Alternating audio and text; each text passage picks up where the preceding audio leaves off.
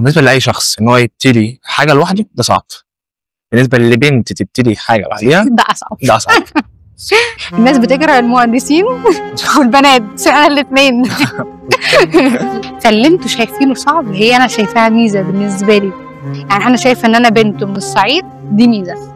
عارفين ايه اصلا ايه الربو عامه؟ ايه تاثيره على الشخص؟ الرب دي مشكله في الشعب الهوائيه. الشعب الهوائيه بتنقبض ما بتصيرش انبساط تاني. هي بتعمل كده عادي ما بتعملش كده تاني بقى. فوانس ان هي عملت كده النفس بيبدا يروح. بس كان اول مره اتعب في الشارع وانا حسيت ان النفس قطع خالص. انا بقيت اصوت. انا بصوت بجد في المستشفى. هي بتقولي بتصوتي ليه؟ انا مش قادره اتنفس. انا في ناس كانت بتحط ضفرها جوه ضفري علشان تحاول تفوقني. انا مش هفوق كده كده يعني. مش دي الطريقه اصلا يعني. انت بتوجعني اللي هو لا انا مش عايزه انزل تاني. مش عايزه انزل تاني علشان انا خايفه اتعب في الشارع للمره الثانيه. انا ببقى محرج في المكان اللي تحصل لي فيه ازمه. انا لما بفوق من المكان انا عايزه امشي. مشوني من هنا. مش قادره استحمل نظره الناس ليا. تقريبا اول حد اتكلم معاه في حاجه زي كده دول كانوا الفيصل اللي غيروا حياتي.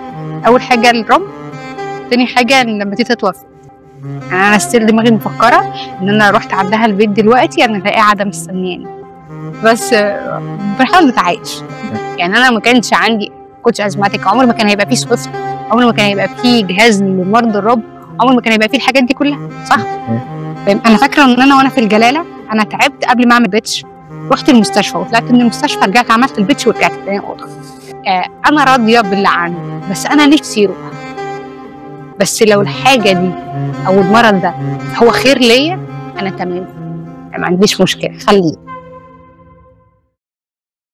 تاني بوينت في حياتك لو اثر فيك اللي هو الربو. اوكي، عارفين ايه اصلا ايه الربو عامه؟ ايه تاثيره على الشخص؟ الرب دي مشكله في الشعب الهوائيه. الشعب الهوائيه بتنقبض ما بتصيرش انبساط تاني. يعني هي عامله زي البالونه بتعمل كده كده كده كده. هي بتعمل كده عادي ما بتعملش كده تاني بقى.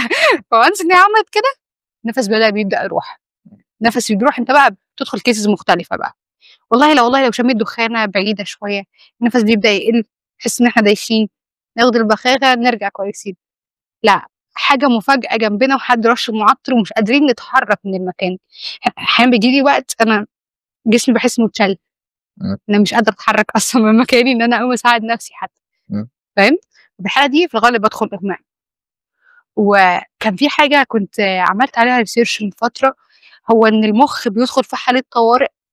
يعني جزئيه الاغماء دي ممكن ما يبقاش لسببها جسدي او ان الازمه بتطول عندك. لا انت مخك بيدخل في حاله طوارئ ان هو بيموت. فاهم؟ فبيبدا بيحصل بروسس كده. انا مش فاكره الحاجه العلميه او الميديكال صح يعني. يمكن لو دكتور هيفيد اكتر بكتير من اللي انا بقوله. بس انا بقول القدر اللي انا فاهماه يعني. تمام. مخك بيدخل في حاله طوارئ فبيهرب من الواقع. مهما انت تحاول تسعف اللي قدامك هو ما بيفوقش. انا احيانا بحس ان الكذب بتحصل معايا. فاهمني؟ يعني انا لو حد عارف ان الاغماء عندي بيطول بيدخل في ساعه مثلا مش منطقي. شيء مش من المنطق اصلا انه يحصل. تمام. وخصوصا في الازمه ضربات القلب بتبقى عاديه. احيانا بتقل بس في الرينج بتبقى في العادي بتبقى في الرينج الطبيعي. فاهم؟ فلا حاجات كتيره بتحصل. الجسم بيتاثر بحاجات كتيره. ممكن حاجه نفسيه بتبقى قد كده.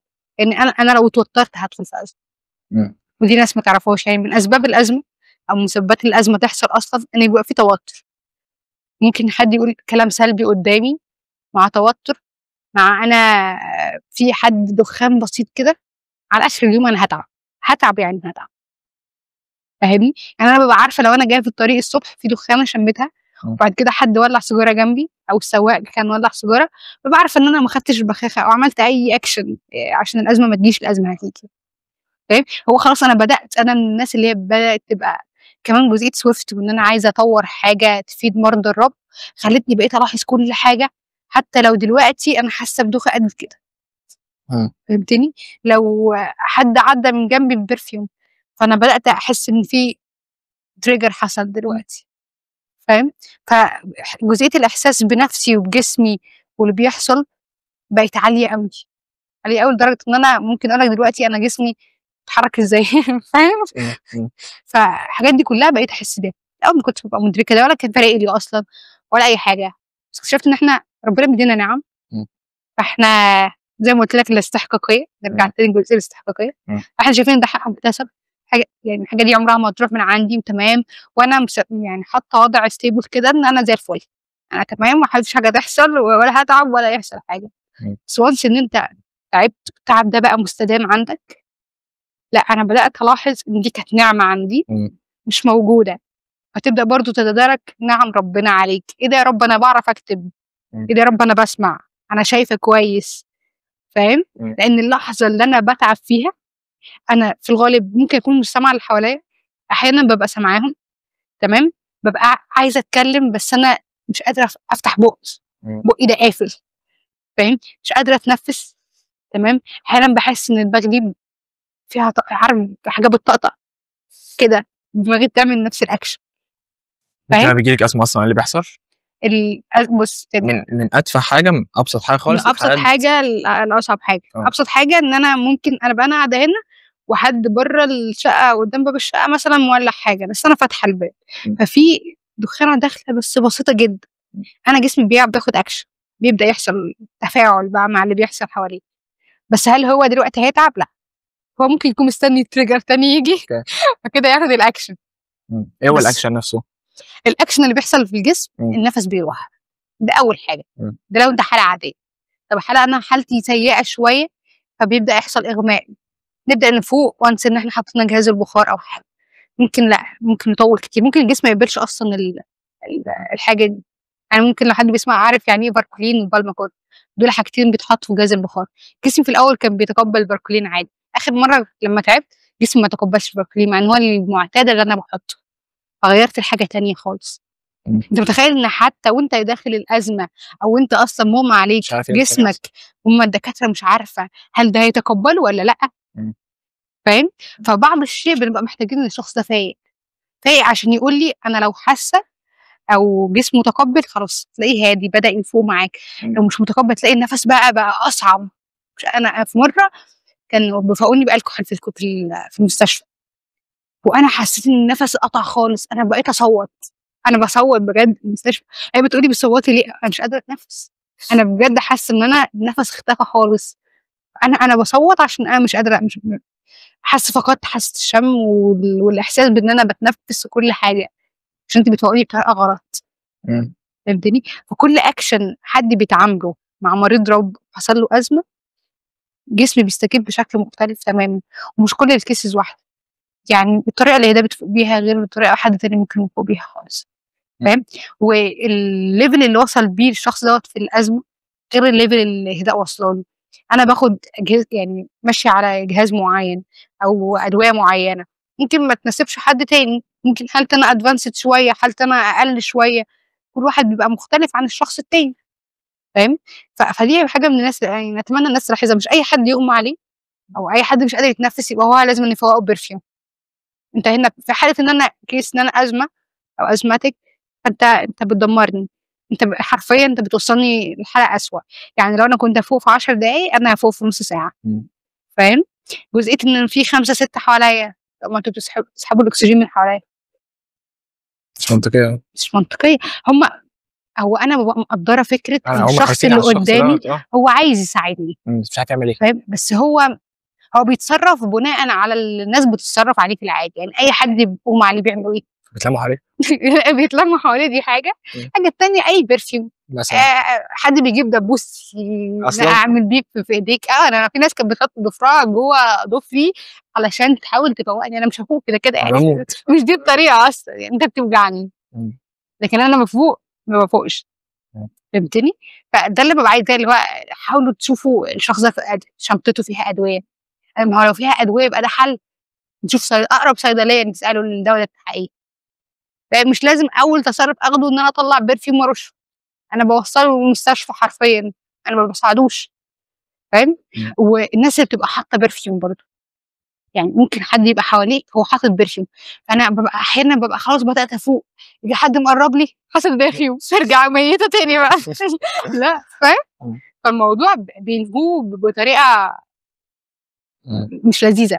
انا ببقى متفهمه جدا ان الشخص ده عايز يساعد، هو بس ما عندوش وعي كافي اللي هو انا اتعامل معاه ازاي. احنا الشعب المصري ما عندوش وعي في حاجات كتيره جدا، فاهم؟ اولا السنوات الاوليه دي كلها يعني المفروض الناس كلها فاهم؟ في طريقه ان احنا بنضغط على المناخير هنا وورا الودان، الحاجات دي ما بيعملوهاش هما من دبوس نغزاز في ايديها شويه ومش هتفوق، هنسيحها دم بس. حط ضفرك تحت، حرفيا حد يبقى مربي ضفره طويل كده ويحطه تحت في الجل، عارف، تحت الضفر عندي. منتهى العذاب اللي ببقى متعذباه في تصرفاتهم. بس انت مش قادره. انا مش قادره، انا مغمى عليا، بس انا سامعه اللي بيقولوه وحاسه بيهم. لو حد قرب مني حاطط برفيوم او حاطط ريحه قويه انا شامه، حتى لو ريحه بسيطه انا شامه وحاسه بالريحه دي. وانا بتخنق اكتر، يعني كل ما بحاول افوق اشم حاجه كده، حد يعدي، فاهم؟ هنتعب تاني، بنرجع باك يا جماعه ستيب ورا تاني، فاهم؟ فمفيش اي بروجرس بيحصل. قلت لي اكتر موقف عامه تعبت فيه ولسه فاكر لحد دلوقتي، اللي هو لما تعبت في الشارع. انا دايما بتعب في مكاني، وقلت لك ان انا اي مكان بروحه، يعني مسافره مؤتمر، مسافره في مكان، واخده سكن، نازله حتى شغل عادي، بعرف اللي حواليا او في المكان هنا مثلا ان انا شخص ازمتك، والله لو تعبت فدي الستبس اللي هتمشوها معايا، تمام. بس كان اول مره اتعب في الشارع. انا وقتها انا روحت، انا قررت ان انا مش هنزل شارع تاني بجد. قعدت شويه كده على ما استوعبت فكره اللي هو لا، انا مش عايزه انزل تاني، مش عايزه انزل تاني علشان انا خايفه اتعب في الشارع للمره الثانيه. هو ايه اللي حصل؟ انا كنت طالعه على السلم الكوبري العالي، لقيت نفسي مش قادره اخد نفسي خالص. رنيت على واحده صاحبتي كانت في كلاود ده قصاد الكوبري العالي، تمام. والمهم قلت لها انا مش قادره اخد نفسي، انا تعبانه. انا يا دوب نزلت، يعني كنت طلعت اول جزء دوت كنت لسه هعدي كده، انا رجعت للكام سلمه اللي نزلتهم وهي قابلتني على طول في وشي. انا عارف انت لما بتحس ان انت لقيت النجاه اغمى عليا على طول، فاهم؟ وقتها قعدت كتير جدا. انا فاكر اليوم ده رحت في المستشفى، اخويا لما جالي وداني معاك ازاي؟ هو فكره مش في التعامل معايا قد ما فكره انت تعبت فين. تعبت فين دي لوحدها كارثه. يعني انا تعبت في الشارع غير ان انا اتعب في مكان مقفول، غير ان انا اتعب في مكان فيه تكييف، غير ان انا اتعب في مكان، فاهمني؟ انا لما اتعب مثلا في الكليه عارفين حالتي، فبينزلوني مثلا الوحده العلاجيه، يودوني المستشفى، يكلموا حد من اهلي، في بروسيس كتير ممكن ياخدوها، هيتصرفوا بناء على اساسها. ستيل انا في مكان مغلق، ايا كان اللي هتعرض له عمري ما هيكون نفس اللي هتعرض له في الشارع، فاهم؟ في الشارع ممكن حد يتصرف معاك بشكل غير اخلاقي، تمام، ممكن تتعرض للسرقه، التصرف معاك حتى لو حاول يساعدك بطريقه غلط، فاهمني؟ لان احنا ستيل بنتكلم في جزئيه الاويرنس، الشخص ما عندوش اللي بتبقى حواليك اصلا، اللمه اللي وكل واحد هيقول لك دي عندها حاجه، وكل واحد هيبتكر حاجه مش موجوده في الواقع اصلا. فده كان اصعب حاجه عشتها. بس اللي خلاني رجعت انزل تاني واقول كده، انا كنت يوم الوقفه بتاع العيد الاضحى عندنا، كنت دخلت سيشن مع كوتش يعني، فكنا بنتكلم او اتكلمت معاه بجزئيه التعب كده، فقال لي اي حاجه في ملفنا هنتحاسب بيها قدام ربنا، صح كده؟ يبقى اي تصرف احنا بنعمله هنتحاسب عليه، اذا لازم اول حاجه نراجع ايه اللي احنا بنعمله. طب قال لي طب انت تعبك ده، هل انت ربنا هيجي يوم القيامه ويقول لك انت ليه عندك رب ويحاسبك عليها؟ لا، ربنا اللي مديك الحاجه دي، ده بلاء من ربنا مديك الحاجه دي لحكمه معينه. يعني انا ما كانش عندي كوتش ازماتيك، عمر ما كان هيبقى فيه سويفت، عمر ما كان هيبقى فيه جهاز لمرضى الرب، عمر ما كان هيبقى فيه الحاجات دي كلها، صح؟ فربنا بيحط الشخص في حاجه هو قادر انه يستحملها، وكمان ممكن يحول الحاجه اللي الناس شايفاها نخمه لحاجه تفيد الباقي، فاهمني؟ وانا زي ما قلت لك انا يمكن جزئيه الاحساس بقى عندي عالي بنفسي من وقت ما بقيت ازماتيك، اللي هو انا حاسه دلوقتي ان انا نفسي بدا يقل، فاهمني؟ او انا حاسه بدات احس بدوخه، او في حاسه ان انا شامه حاجه حتى لو بعيده عني، فابداي خدي اكشن بناء على ده. فخلاص انا يعني بدات اقنع عقلي انا الحاجه دي ربنا مش هيحاسبني عليها، يبقى دي مش مشكلتي، يبقى انا اذا بتعامل عادي جدا كاني حد ما عندوش ادنى مشكله. يمكن اللحظه دي فرقت معايا في حاجات تانية كتير، لان انا في حاجات كتيره كنت بكنسلها بسبب تعبي، بالرغم ان انا حد بيتنطط كتير وبتسافر لا، بس في حاجات تانية كنت بعمل لها ليميتيشن، لأ مش هاعمل التجربة دي أو مش هادخل التجربة دي علشان أنا ما اسببش مشكلة لحد تاني، فاهم؟ بعد كده أنا تيقنت إن هي مش مشكلة أصلًا، يعني تعبي ده مش مشكلة، مش مشكلة بالنسبة لي، مش مشكلة لحد، وعمرها ما هتكون برضه مشكلة لإن هي حاجة من عند ربنا، فاهم؟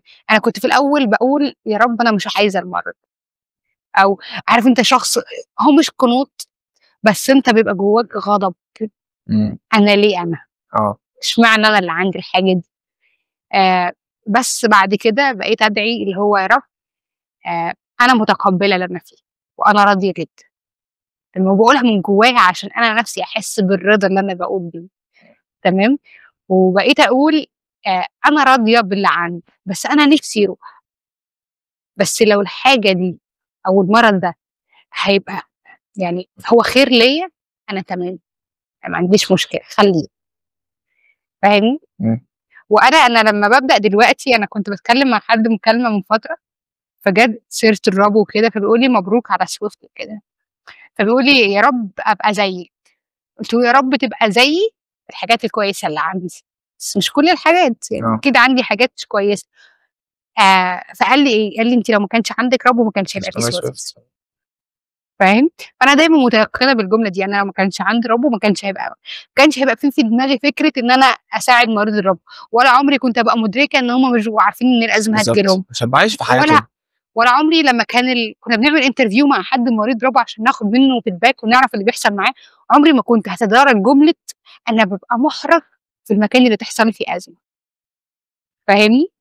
أنا كنت في الأول بابقى مُحرَجة موت إن أنا لمّا بافوق من المكان أنا عايزة أمشي، مشّوني من هنا، مش قادرة أستحمل نظرة الناس ليّا، دلوقتي عادي يا جماعة يعني بُص يعني حصل خير نكمّل، إيه ده أزمة جات مش مشكلة. فاهم؟ دلوقتي بقى عندي تقبُّل للحوار بشكل كبير. خلاص مش فارق، إيه يعني تعبت، كُلّنا بنتعب. فاهم؟ أصل أنا تعبي ده ما أذيتش بيه حد، فاهم؟ يعني أنا دلوقتي تعبت، هل أنت هتتأذي من تعبي؟ لأ. هل أنت بتحس بيّا؟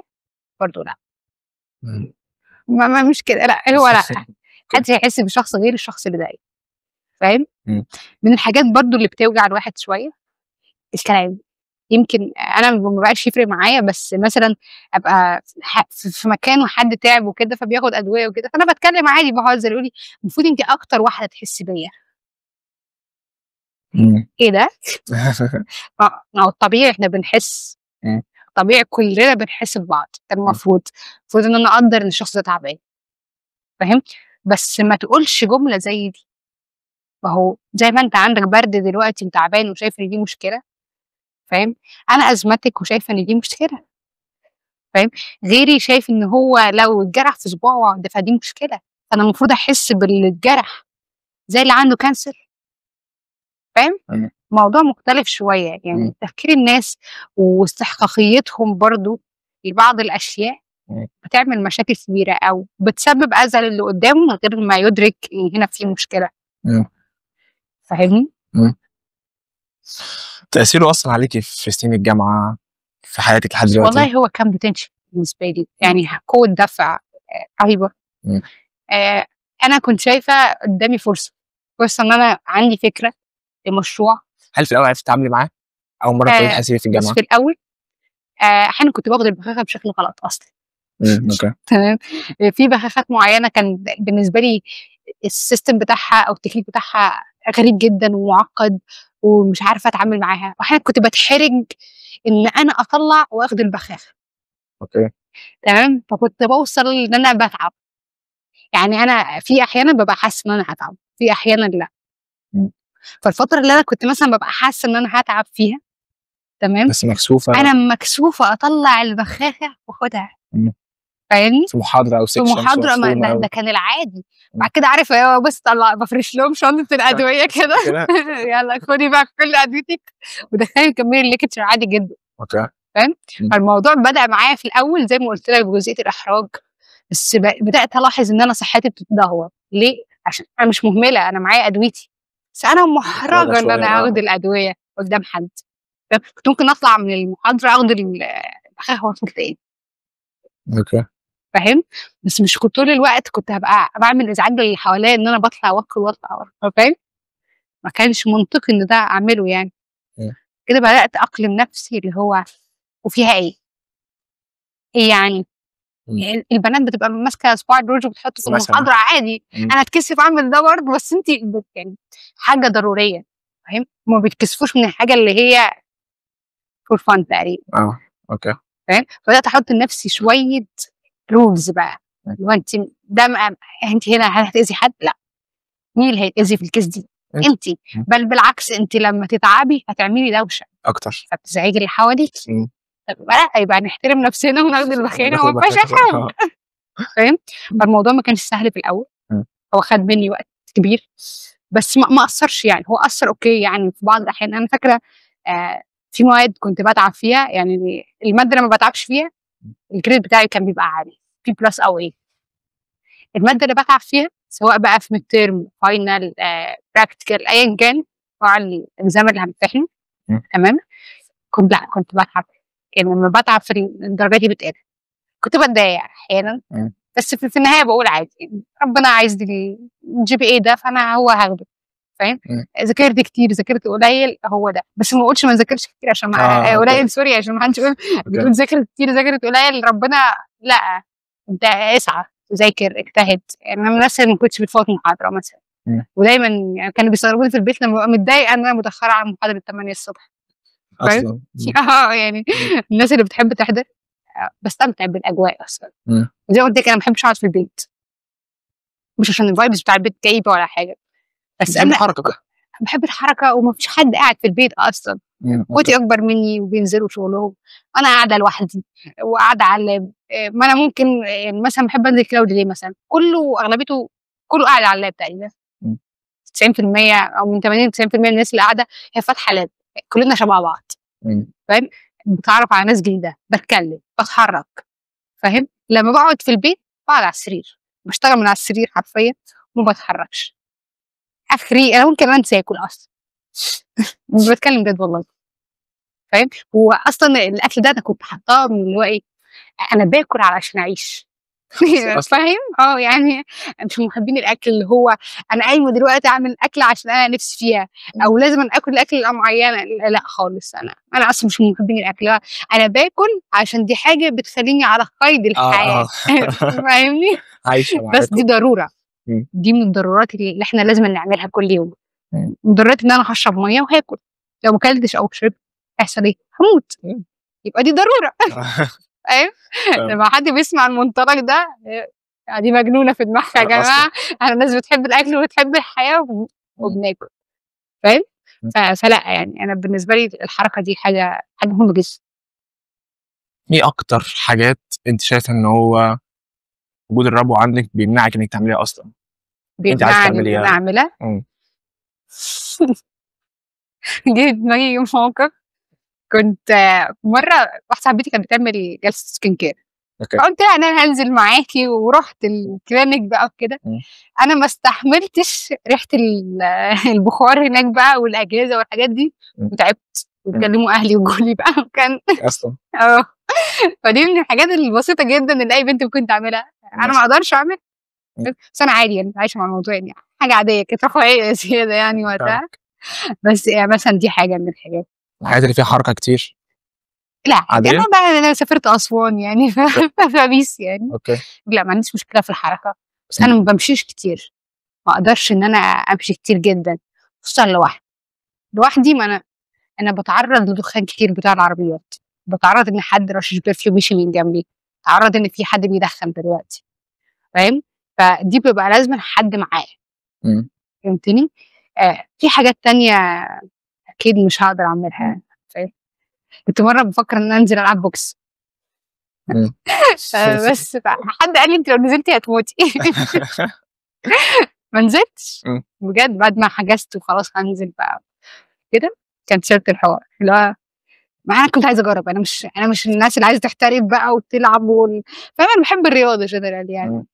بيس نلعب نجرّب الحاجات دي، فقال لي: "حد هتموتي بقى." فما ينفعش. الرياضات بشكل عام بتبقى صعبة عامةً؟ بُص أنا لمّا كنت بانزل الgym وكده مش كل الأوزان أقدر أشيلها. بالذات البنش بقى والتراي والباي والحاجات دي بالذات بتبقى لا يعني الرجل تمام زي الفل، تعيش كسر وزن زي ما انت عايز.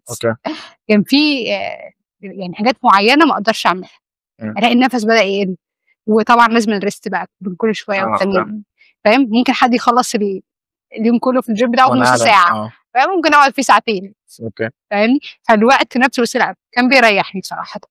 هو اوكي بيبقى مجهود وكده بس بيريح، فاهم؟ عصفور رياضي عادي؟ ايه لا مفيش حاجه. فكرة ان الحاجات الايموشنال ما بتطلعش كتير، فاهم؟ ودي اول مره للعلم انا تقريبا اول حد اتكلم معاه في حاجه زي كده، يعني انا دايما بتكلم مع اصحابي لكن نادرا ما بسجل حاجه واحكي فيها بروسيس او حاجات بيرسونال اصلا. يعني افتكر اول مره، وحتى كل البروفايلز بتاعتي لو خدت بالك على السوشيال ميديا بتاعتي مفيش ولا حاجه فيها انا منزله حاجه فيها بيرسونال خالص. دي حاجه عندي هي الشغل بس لان دي حياتي اصلا، يعني ده حياتها شغل بس. اي حاجه بيرسونال مش موجوده اصلا، مفيش حياه اصلا. فانا بنتعامل في ليفل مختلف. اول مره كنت اكتب كومنت واطلع فيه حاجه تخص ايه ده بيرسونال كان من اسبوع. كان في بنوته منزله بوست بتكلم فيه عن المشاكل اللي بتحصل في حياتنا وبتغير في شخصيتنا. فانا وقتها كتبت لها كومنت، دي كان اول مره انا حتى في بدايه الكومنت كده قلت لها شكرا على التعبير بتاعك، لان هو يعني جرأتها في تعبيرها عن حاجه مشكله هي حصلت معاها خلاني انا لاول مره اكتب حاجه بيرسونال على بلاتفورم كالسوشيال ميديا، وكان كمان لينكد ان. يعني دي حاجه توظيف مش اي حاجه وخلاص. والبروفايل بتاعي لو حد فتحه هيلاقي كل حاجه تكنيكال، ما بتنزلش حاجه بيرسونال خالص. فده كان اول مره اكتب لها الكومنت ده. قلت لها ان انا مبسوطه جدا بشجاعتها ان هي بتقدر تعبر عن رايها بالطريقه دي، وتعبيرها في الكلام نفسه كان اسلوبها كويس، يعني ان هي قادره تعبر بالشكل ده او بالشكل الدقيق ده، كان حاجه فوق الوصف يعني. انا دخلت لها برايفت وقلت لها ده، يعني غير ان انا كتبت لها يعني الكومنت ده كتبته جنرال. قلت لها ان انا كاهداء اثر فيا حاجتين في حياتي، او دول كانوا الفيصل اللي غيروا حياتي. اول حاجه الرمل، تاني حاجه لما تيتا توفت. دول كل حاجه من دول او كل موقف من دول علمني حاجه مختلفه عن الحياه. يعني جزئيه تيتا ان مفيش حد مستدام. يعني انت دلوقتي بتحب الشخص ده بس انا ما بقولوش ان انا بحبه، طب ما انا مش ضامنه ان الشخص ده يبقى موجود بكره، ما بتلحقش. وبيجي لك لحظه ندم اللي هو انا ليه ما كنتش بروح للشخص ده كتير، ليه ما كنتش بقعد معاه، ليه دايما الشغل هو اللي واخدني، مش مديه جزئيه البيرسونال اهميه. ده تاخد بالي من الحته دي. في حاجات كتيره في حياتنا بنحسها نوع من انواع الاستحقاق، عشان هي موجوده، عشان اتولدت لقيتها فانا فاكر ان انا هموت كمان يعني لحد وكمان جزئيه ان انت مكتسب الحاجه دي بتاعتي، فانا مش اتولدت بيها مثلا، عشان لقيتها في وشي، مش لاقيها تمشي، انا مش منتظر ان هي تمشي ومش متوقع ان هي هتروح مني. فلما بيحصل ده انا وقتها انا قعدت، انا يمكن استوعبت ان تيتا توفت. كان عندي كام سنه؟ انا كان تيتا توفت شهر يوم 17/10/2024. الله يرحمها. الله يرحمها. انا يمكن استوعبت ان هي توفت. انا فاكره اليوم ده كان يوم جمعه، وصحوني، اختي صحتني بتقولي تيتا توفت. انا قلت لها بتهزري؟ كملت نوم. انا بجد انا كملت نوم، بس وانا نايمه دماغي بتعمل بروسس للجمله وانا رحت معاهم، بس انا ما قدرتش اكمل ومشيت، حتى ما قدرتش اشوفها.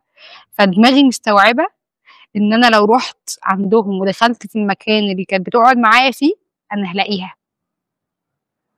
انت متخيل؟ انا يمكن بدات استوعب من اسبوع ورا، عشان الثانويه قربت بس.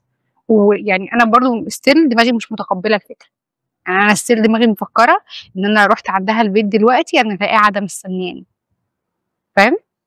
احنا يمكن زياراتنا ما كانتش كتير، تمام؟ بس هي كانت من الاشخاص اللي انا بحبها جدا. يمكن ما حدش يعرف المعلومه دي، بس يعني انا كنت احيانا ببقى متقطعه في الصلاه، بس تيتا كانت من الناس اللي هي بتصلي بالدقيقه. عارف الاذان اذن فتقوم تصلي، بقيت لما بسمع الاذان افتكر تيتا فاقوم اصلي.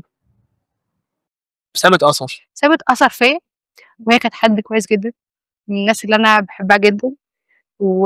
فالبنت دي خلتني لأول مرة أتقبل حقيقة إن هي مش موجودة. فاهمني؟ يعني دي جزئية، يعني اتعلمت ازاي ان انا اعبر عن، انا دايما من الناس اللي هي بتتحرج تقول للشخص اللي قدامها قد ايه انا بحب الشخص ده. انا دلوقتي انا لو شفت واحده صاحبتي بحضنها بقول لها ان انا بحبها، ممكن ابعت لها بعد ما اروح مسج ان انا بقول لها فيها ان انا بحبها. كنت كده، كنت بتعامل مع موضوع بيس اللي هو هي عارفه ان انا بحبها، موجوده كل يوم، بكره فاهمني؟ اقابلها بس وبعد اكتشفت اقابلها. ان الكلمه نفسها تفرق. لما اقول للشخص اللي قدامي ان انا بحبه، انا نفسي بتبسط، مش متخيل بقى هو بقى شكله عامل ازاي. فهمت؟ وبدات الاحظ ان صحابي لما انا بقيت اقول لهم كده هم بيعملوا نفس الاكشن معايا، فانا وهو او انا وهي بنتبسط بنفس الليفل. فاهمني؟ فلا، اكتشفت ان انت بتعبر عن مشاعرك الشخص اللي قدامك، دي حاجه مهمه جدا. انا الناس اللي هي كانت لما تشوف حد عاطفي شويه، الجو ده يا جماعه إيه اللي بتعملوه ده؟ مش جوي بجد. انا من الاشخاص اللي هي ستريت شغل بس، وما عندهاش جزئيه اللي هو يلا نخرج سوا، يلا نلف، يلا مش عارفه ايه، ما تيجي بات عندك او تباتي عندي، مفيش الكلام ده خالص. هو الصبح نازله الكليه، عندي شغل بعدها، في ايفنت هحضره، في سفريه، ذاتس ات، دي حياتي. لكن حاجه جديده فيها لا، ندخل حد في حياتنا برضو لا. احنا مقتصرين على اللي احنا متعرفين عليهم ثانويه عامه وطالعه في الكليه ب2 3 وانا راضيه وشكرا يا رب، خلاص. فاهمني؟ عن انا من الناس اللي عندها معارف كتيره جدا، بس ستيل اسمهم ايه؟ معارف. بس اهدى لو محتاجه حاجه هتكلم المحيط القليل اللي هو قريب منها قوي، اللي قريب منه. فاهمني؟ فدي البنت دي انا لو شفتها هشكرها، عشان هي بجد فرق تعبيرها وكلامها عن الموقف اللي حصل معاها خلاني لاول مره انا استغربت نفسي بعد ما كانت، يعني لقيت نفسي كتبت كومنت كبير ودي حاجه نادره ما بتحصل. يعني لو حاجه تكنيكال بتلاقيني عادي ممكن اكتب لك مقاله، ما فيش مشكله. انما تكون حاجه بيرسونال وتبدا تعبر عن شعور عندك او شعور غضب اللي هو حاجه جديده كده انت بتمارسها. بس فجزئيه تيتا دي علمت حاجات كتيره، جزئيه المشاعر وان الشخص ده الطرف مش مضمون ايا كان، حتى لو مين معاك، حتى لو هو لسه عايش، بس مفيش حد ممكن نعتبره طرف مضمون في حياتنا.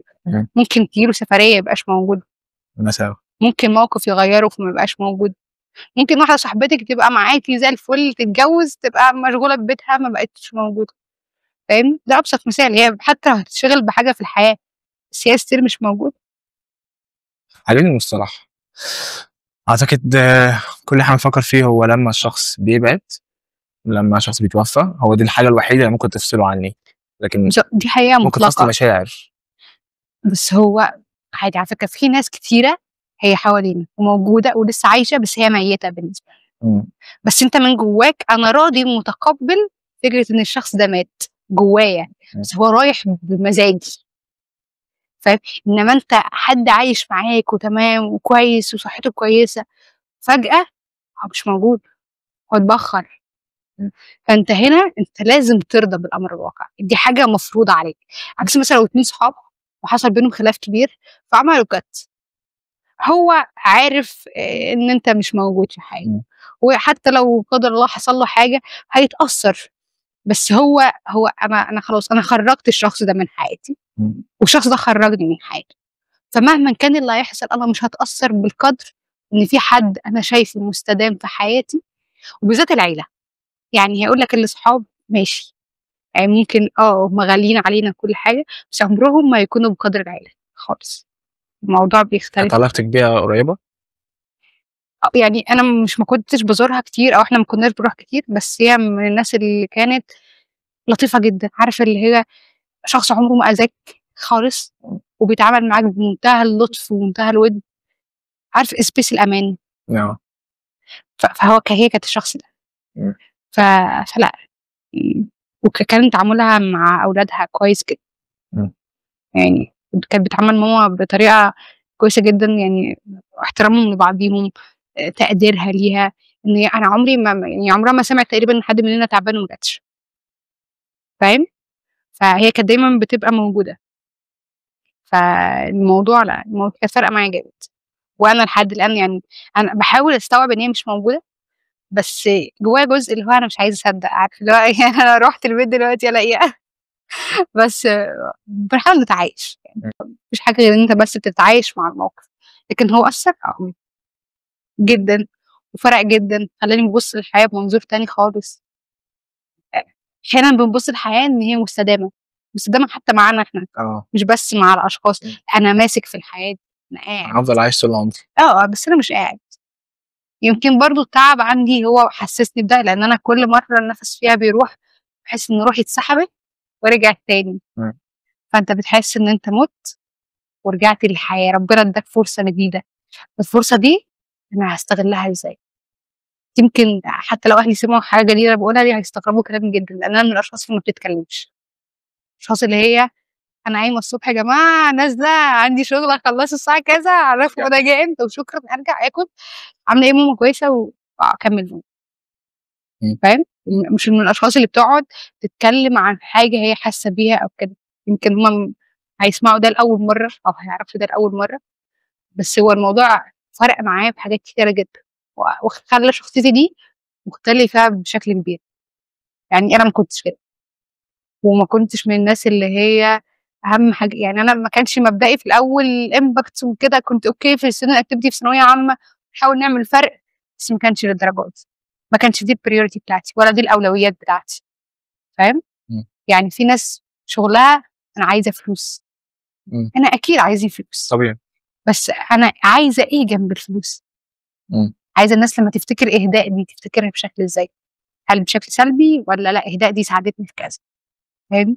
لذلك أنا أي حد بيطلب مني مساعدة ما بارفضش، ما باقولش لأ، ما باقولش لأ مش عشان أنا شخص ما بيعرفش يقول لأ، لأ أنا باعرف أقول لأ كويس جدًا، بس في حالة إن أنا بيتم استغلالي، يعني once إن الشخص اللي قدامي بيستغلني تمام، أنا باكَت، شكرًا، مساعدة باي باي، فاهمني؟ إنما لو الشخص اللي قدامي محترمني ومقدّر ده، أنا مش عايزة منك شكر، أنا بس عايزاك تقدّر في مرّة إن أنا اديتك من وقتي ساعدتك بس، ومش عايزة منك مقابل، ولا عايزاك تدعي لي حتى، ولا عايزة أي حاجة، بس فأنا بابقى اللي طالباه من الناس أطلب مساعدة من أي حد عادي جدًا، بس مثلًا أنا أحيانًا بسبب ظروف تعبي إن أنا مثلًا تعبانة النهارده، فاتأخرت إن أنا أرُد على الmessage فحد ييجي يعمل حركة مستفزة جدًا، دي مساحة أنا مش باطنّشك، أنا أصل أنا مش عايزة أساعد، هاقول لأ، أنا مش متاحة، صح؟ أنا عندي الحرية إن أنا أقول لأ، تمام؟ وقتي بيسمح لي أنا أساعدك، هاقول لك أوكي، وقتي جاي على وقتي، جاي على صحتي، هاقول لك برضه لأ، فاهمني؟ لإني برضه أوكي إحنا بنساعد ولله وكل حاجة، بس أكيد عمرك ما هتيجي على نفسك، فاهمني؟ ممكن تيجي على نفسك بعض الشيء بس مش على طول. وعشان ناس معينين مثلًا. وعشان ناس معينين مثلًا، فاهم؟ حد ساعدك في حاجة فبتردّها له، أو حتى مش بتردّها له هو شخص غالي عليك، أنت حتى لو تعبان بتعمل له الحاجة دي، فاهم؟ عكس تمامًا شخص هو أنا في ناس بجد ما بتعرفني، يعني لا أنا عمري شُفتها ولا هي عمرها شافتني، وخدت رقمي أو كلمتني على فيسبوك أو أيًا كان، وأنا باساعدها، ليه؟ أنا ما عنديش مشكلة إن أنا هاساعد، بس بقدر الإمكان أو الإتاحية اللي هتزيد، بس الحاجة الوحيدة اللي كانت بتضايقني إن حد يبعت حاجة هو محتاج حاجة، أنا الوقت ده تعبانة باعمل جلسة، مشغولة في حاجة، عندي مذاكرة، عندي امتحان تاني يوم، هو ما بيحطش الcases دي كلها، هو بيحط إن إهداء دي بتساعد، فإهداء دي متاحة لي طول الوقت، فيروح يعمل إيه بقى؟ مسح المسج، فأنا أسأل بقى كان في حاجة؟ لا، لا خلاص. طب خلاص يا جماعة يعني أنا أكيد مش هادخل جواكم وأعرف أنتم كنتم عايزين إيه وأعمله، أو أقدّم الservice أو الحاجة اللي أنت محتاجها بدون ما أكون أنا أعرفها، فبابقى عايزة أسأل سؤال هو ليه؟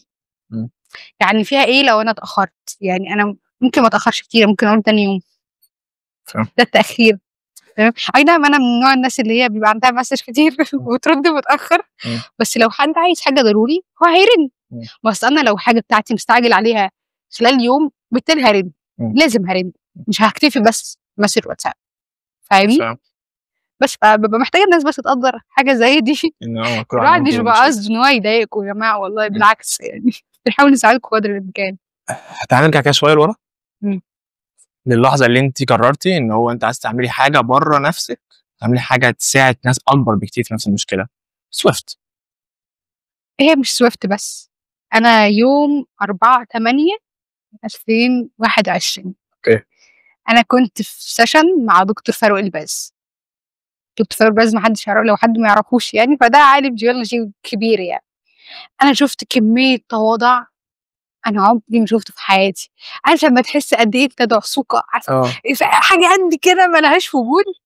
ده كان احساسي في الميتنج ده او في السيشن دي. انا قاعده بسمع واحد هو بيدي وقته للطلبه. تخيل عالم في ناسا وقاعد مع شويه طلبه لسه طالعين من ثانويه عامه، فاهم؟ او طالع لايف على، هو كان تبع تيم تطوعي انا كنت فيه في ثانويه عامه. فالشخص ده حسسني قد ايه احنا ناس ملهاش قيمه، قد ايه احنا بنعمل حاجات احنا شايفين ان هي جامده بقى وهي ولا حاجه، عارفين ولا حاجه. ما بقللش من اي حد بيعمل اي حاجه حتى لو بسيطه. اي حد بيعمل حاجه في بدايه حياته وهي بسيطه بالنسبه له دي انجاز، خلينا متفقين على ده. لكن فكره اللي هو انت ما بتعملش حاجه تفيد غيرك، انت دايما كل حاجه انا. طب الانا دي نظامها، فاهمني؟ طب ما ليه ما نبقاش احنا؟ ودي برضو فكره خلقتها لي جزئيه التنميه التطوعيه. احنا دايما بنعمل الحاجه دي لله، انت مش مستني مقابل. اوكي انت بتاخد سوفت سكيلز، بتتعرف على ناس، دي الفاليو اللي انت بتاخدها. لكن هل انت بتاخد فلوس؟ لا. بس طول الوقت انت متعود ان الحاجه دي مش اهداء بس اللي بتعملها، فاهم؟ ده كذا وكذا وكذا بيعملوها مع اهداء. فهمتني؟ فلا الموضوع غيرني جامد. جزئيه الستودنت اكتيفيتي دي غيرتني جامد جدا وفرقت جدا. والميتنج ده برضو فرق جدا عشان انا بحب التواريخ، بحب اللحظات المميزه دايما. اي حاجه بتعمل فرق في حياتي ببقى فاكراها بتاريخها بيومها، وببقى عندي ميموري ليها كده شايلها دايما معايا. تمام. فلا دي كانت بدايه اللي هو احنا ليه ما نعملش حاجه لاحنا مش لاهداء، فاهم؟ وانا بدات في البيزنس مش سويفت. كنت انا لسه في بدايه تانية على طول. انا كان سويفت دي كنت بفكر فيها حاجه جانبيه مع نفسي. بس لما بدات اتعلم بيزنس ونبدا يعني ايه بيزنس والحاجات دي كلها، كنا بدانا ازاي نحل مشكله. انا كنت اول دفعه تابلت، وانا من الناس اللي كانت مصدقه الوزير بقى وما تذاكرش غير من كتاب المدرسه. انا كنت بعمل ده وجبنا جريد عالي كل الحاجات اللذيذه دي عشان انا سمعت الكلام. بس في ناس، وعشان انا كنت بحب الفهم وكنت حابه النظام للامانه يعني عشان نبقى بنضحك على بعضنا. في ناس كانت لسه دماغها مع النظام القديم، كان لسه في مدرسين تعامل بنفس الاسلوب بنفس الطريقه القديمه بالظبط، فالواي ما اتغيرتش. فانا بالتالي الطلبه اللي طالعه هي بتروح تحل غلط، تحل بطريقه غلط، بتفكر بطريقه غلط، حتى وهي بتذاكر بطريقه غلط. فكان وقتها هدفنا ان احنا نعمل ابلكيشن يبقى الثانويه عامه بس بنشرح المدرسين دي هنخليها متدربه انها تشرح بالنظام الجديد. دي كانت اول ستارت اب انا افكر فيها او اللي خلاني اجوين ليها، يعني ان هي كانت دايما بترفلكت في حاجه معاناه اهداء. يعني تقريبا كل الحاجات اللي انا بعملها بتبقى اهداء عانت من الحاجه دي، هي عايزه تساعد الباقي ما يعانيش من الحاجات، فاهمني؟ او اهداء عندها تجربه كويسه مع نظام التابلت عايزه تقول للناس ان انا كنت كويس او انا ما كنتش بعاني قوي، فاهم؟ وانا الناس اللي هي كانت عادي. انا يوم النتيجه كنت نايمه، صحوني يا جماعه وربنا يسهل. النتيجه خلاص، وبعدين انا مش ذاكرت وامتحنت خلاص خلصت. انا عمري ما هرجع واعدل في ورقتي ولا هعدل اجابه حليتها غلط ولا الاجابات اللي بنبقى عاملينها صح ونيجي في الوقت نغيرها دي تبقى اسوأ حاجه. لا الفكره في ايه؟ انت بتقرر تراجع. انا في العادي ما براجعش، بس لما اقرر اراجع والاقي حاجه انا عايزه اغيرها، تمام. طب انا لو طلعت بره دلوقتي اكتشف ان انا غيرت انا غلط هموت نفسي، فاهم؟ واسيبها واطلع بره بقى اكتشف ان انا كنت اغيرها للصح. اموت نفسي برضه. فبقى ايه اسوء بقى مش عارفه، فاهم؟ فبقيت الاحظ جزئيه الريسك اللي انا اغير اجابه ولا ما اغيرهاش. دي برضو من الحاجات. فكان اول ستارت اب بالنسبه لي ان انا اساعد غير اللي هم ثانويه عامه، لان دي كانت المعاناه يعني بتاعت دفعتي. ثانويه عامه بالنسبه لكل كابوس طبعا، مع ان انا مش شايفها حاجه عاديه. ما والله الجامعه اسوء. بدك تقعد في الثانويه تفتح في الكليه، خلاص الكليه تفتح بعد الشغل مفيش راحه. من طبيعي مفيش راحه. بس سويفت هي علمتني كتير وعرفتني على ناس اكتر، ناس كتيره جدا، علاقات كتيره جدا. انا دخلت بسويفت دي مسابقات كتيره جدا، يمكن عدوا ال10. فاهم؟ رحت جامعه بدر، رحت جامعه الجلاله، رحت جامعه النهضه، بدر في اسيوط، في بني سويف، وفي القاهره رحتها، رحت جامعه القاهره، اسوان، رحت اماكن كتيره جدا. فاهم؟ خلتني الف كتير، اتعرفت على ناس كتير. دلوقتي انا لو عايزه اوصل لاي ستودنت اكتيفيتي او عايزه اوصل لاي كليه في اي محافظه، انا هعرف اعمل ده. فاهمني؟ خلاني عندي كوميونتي كبير. وانس ده دلوقتي عايزه حد بيعمل حاجه معينه، وانس ستيت بس نزلت، هي تقدر توصل للناس دي. هي سويفت ما اثرتش بس بشكل ان انا بعمل حاجه بتفيد مريض رب وبس، لا، هي غيرت في الشخصيه توتالي. يعني فاهم؟ انت كل حد بتقابله بتاخد منه حاجه. فاهم؟ انا زي الدكتور فاروق الباز، هو ما شافنيش، ممكن ما يفتكرش اصلا ميتنج زي ده ودخله اصلا. فاهم؟ بس بالنسبه لي انا كاهداء هو فرق معايا ان شخص قد ايه كان متواضع بالرغم من العلم اللي عنده، بالرغم من المكان اللي هو فيها. فاهم؟ فده خلاني ان هو انت مهما عديتي، تمام، ساعدي غيرك، خليك متواضعه، هيجي الاعلى منك طبيعي. فاهم؟ انت عمرك ما هتوصل لاعلى حاجه. ممكن تكون ممكن اقدر اوصل لاعلى حاجه انا اقدر اوصل لها، بس اللي اقصده ان مش هتقدر توصل لاعلى حاجه في العالم. مش عايز احسن حل في الكون. فاهمني؟ بأني مقياس. فاهمني؟ لا، في ناس بتحب تحط معايير معينه كده وتقيس بيها نفسها. دي بتبقى خزعبلات يعني. اوكي. لو معايير، ما اعرفش، ما اعتقدش ان في معايير معينه، مثلا معايير الفلوس. لا، في ناس بتحط معايير للنجاح. يعني انا النجاح بالنسبه لي ايه؟ ان انا مكمله، بس مش ان انا اوصل للحاجه دي، لا، انا مكمله، انا ماشيه. فاهمني؟ وصلت لها، انا عملت اللي عليا. وصلت لهاش، انا ما زعلتش. ليه؟ ما ببقاش عندي شعور ندم ان انا قصرت. فهمتني؟ ففي ناس لا، معيار النجاح بالنسبه لها ان انا لازم اوصل. اوكي. في ناس بالنسبه لها النجاح الفلوس. صعبه قوي، اخد فلوس اكتر. صعبه قوي، دي صعبه موت. يمكن بالنسبه له ان انا انجح بس ما افشلش، ده احسن. احسن من اللي هو هدفه الفلوس. ما انت النهارده بتاخد 100، انا عايز بكره 1000. اوكي. هل هترضى بال1000 لما تاخدها؟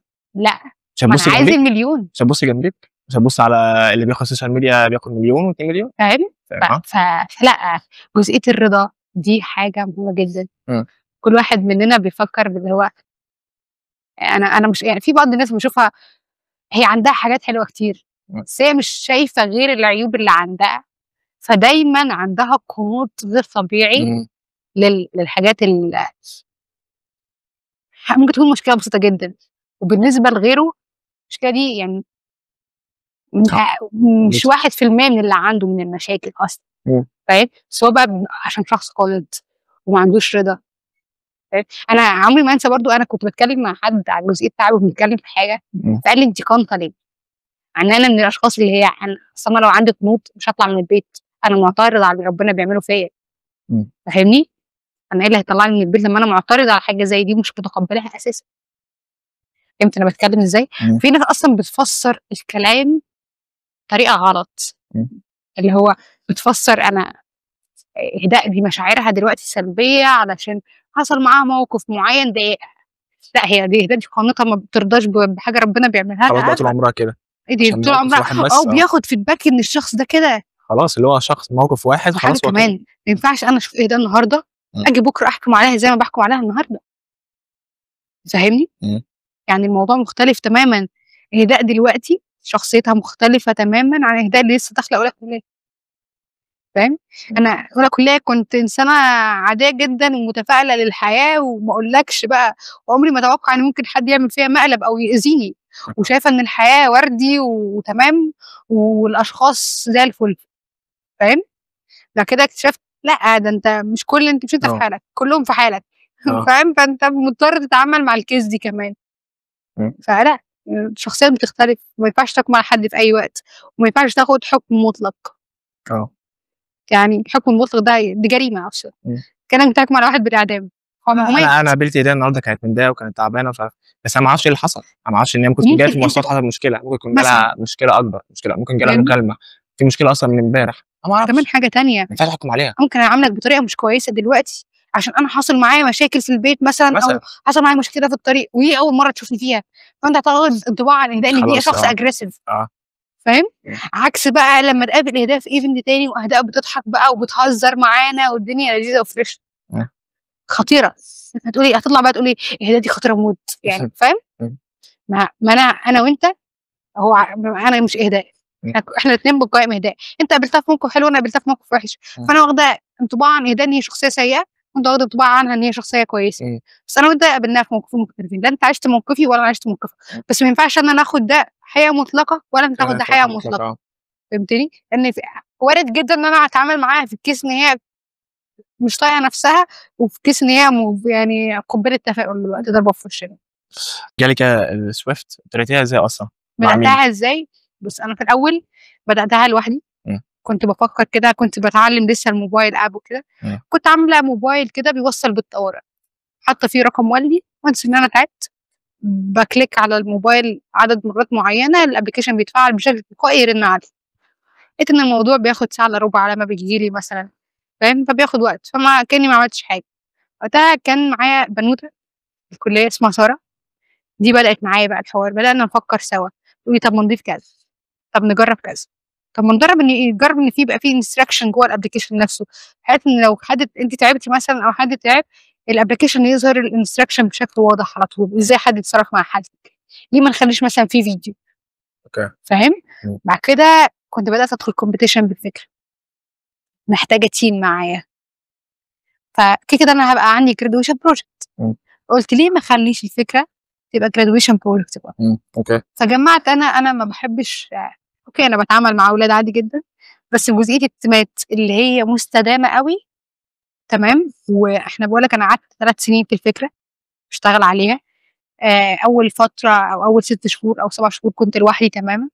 ساره هي اللي دخلت معايا بعدها على طول. اخر سنه ونص البنات بقوا بداوا يدخلوا معايا، بقيت تمام. احنا حاليا 3 بنات بس في التيم، انا وساره واميره الشركه كلها؟ في الشركه كلها، ومعانا حد لسه داخل، باشمهندس لسه داخل. اوكي. فاحنا بس اللي موجودين. فاهم؟ احنا بنعمل ريسيرش، احنا بننزل نكلم المرضى، احنا اللي بنسافر، احنا اللي بنعمل ريبورتس، بنعمل برزنتيشن، نجهز البيتش، نعمل جزئيه التكنيكال سوفت وير هارد وير. كل الحاجات دي احنا بس اللي بنعملها. فاهم؟ انا اصلا ما عنديش تكلفه، انا معيش فند، معيش فلوس ان انا راح احط مبلغ مالي كبير، خصوصا حاجه فيها هارد وير بتبقى التكلفه بتاعتها عاليه. فاهم؟ فانا ستيل طالبه. فاهم؟ حتى لو بشتغل حاجه بسيطه جنب الكليه، هستيل المبلغ اللي بيجي لي يا دوب بيقضيني مصاريفي. فاهم؟ هو انا من الناس اللي هي قلت لك باخد تاكسي رايح تاكسي جاي، ف100 جنيه يا دوب بتقضيها مواصلات. فاهم؟ فان انا كمان اصرف على شركه وحوارات كبيره عني. اوكي انا عندي النولج كعلم، بس ما عنديش امكانيه كفلوس. وحتى لو بابا هيساعد، بابا مش هيساعد طول الوقت. فاهم؟ بدأنا ندخل كومبيتيشنز بقى كتير. الكومبيتيشن دي ناخد فيها مركز تاني. ابتديتوا بايه اصلا؟ ابتدينا بايه؟ اول حاجه اكسلريتور اتر. اوكي. وبعدها دخلنا كان في حاجه اسمها ايه، حاجه لرياده الاعمال على مستوى الجامعه. كده رحنا جامعه بدر. وجان زي اللي احنا خدنا فيها الفاند دي، احنا كنا مقدمين فيها لاول سنه تحصل، كانت معموله 2023. تمام؟ بعد كده اتلغت بعد ما تاهلنا للاقليمي. يعني خلاص احنا عدينا المرحله الاولى والثانيه ودخلنا تصفيات رقم 3. راحوا لقوا ايه؟ كومبيتيشن خالص. طيب خلاص مش مشكله، دخلنا الرالي، تأهلنا على الجامعة، طلعنا فوق، اتفلترنا من فوق، رجعنا تاني عادي. لقينا جان زي فتحت تاني، لقيتهم بيكلموني. انت قدمتوا عليها ازاي؟ احنا كنا مقدمين عليها من 2023 وعامله البروسيس كلها، ودخلنا البيتش رقم 1 و2 ومتأهلين تصفيات اقليمي خلاص. هنسافر المفروض نصفي وكده. الكومبيتيشن وقفت، اتلغت. بعد كده بعدها بسنه عرفت ان جان زي رجعت. تمام؟ كلموني وقتها، احنا في الكومبيتيشن لسه موجودين. تمام؟ ودخلنا من تقريبا من نفس الليفل. احنا كنا قلت ان احنا كنا في الرالي، احنا عشان كنا متاهلين في الرالي، فيعتبر اتاهلت انا والتيمين التاني اللي موجودين معايا في الرالي، اتاهلنا برضو نجانزي. فانا كملت عشان انا عارفه الكومبيتيشن. تمام. في ناس كملت كتير، احنا كنا كتير جدا، يعني احنا صفينا في الاخر على 55 فريق. تمام. احنا كل الجامعات المصريه كانت مشاركه، كل الجامعات، كل جامعه مش تيم واحد، يمكن 3 4. فاهم؟ فانت عدد وتفلتروا على الوقت، يعني على الكميه دي. لا يعني لما رحنا الجلاله احنا متصفين كل يوم يبقى في جادج. يعني كل يوم انت بتاخد سيشن او 2، واخر اليوم يبقى في برزنتيشن انت بتعمله بتتقيم عشان في فلتره بعد ما ترجع. انت متخيل انت بتروح تقعد كام مثلا اسبوع تعمل الفلتريشن كل يوم وانت مش عارف انت بتبقى اكسبت اصلا ولا لا اصلا. تروح بيتكم بعدها بشهر يجي لك على الايميل ان انت اتاهلت للكومبيتيشن النهائيه، ما تعرفش اي حاجه، انت ما تعرفش اي حاجه. لا وكمان الستريس بتاع اللي هو انا عملت ايه؟ البرزنتيشن كان حلو. انا حرفيا البيتش واحنا بنعمل برزنتيشن كان مثلا بيبقى قاعد 6 أو 7 جادج، ده اقل حاجه. تمام. في واحد ممكن يبقى قاعد بس هو بيقيم ارقام. انا فاكره اخر برزنتيشن عملتها في الجلاله قال لي برافو الارقام اتظبطت. هو كل يوم بيعلق لي على رقم معين في البرزنتيشن، البيزنس موديل بتاعك عايز يتعدل في البوينت دي، الارقام هنا مش منطقيه، انت متارجتها كام عدد؟ فاهم؟ والبيزنس كله ارقام. يعني وانت بتتكلم ما ينفعش اقول انا متارجت ان انا مثلا عندي في الشركه متارجتين ايه؟ فئه الطلاب والعاملين. طيب لازم اقول له رقم، لازم اقول له الماركت نفسه قد ايه؟ كام؟ 8 مليون. انا اقدر اقول لك رقم بالتحديد. لو قلت لي كم مريض ربو في العالم؟ 350 مليون مريض ربو في العالم.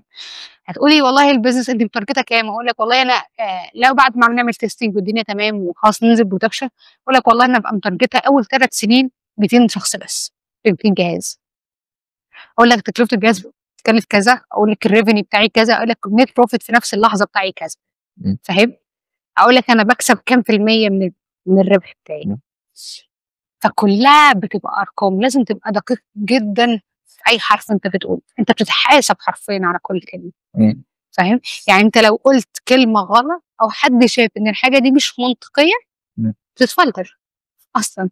يعني هو شايف ان انت بتقول حاجه اي كلام، فلاي كلام هيعرضه هيخليه يطلع للناس.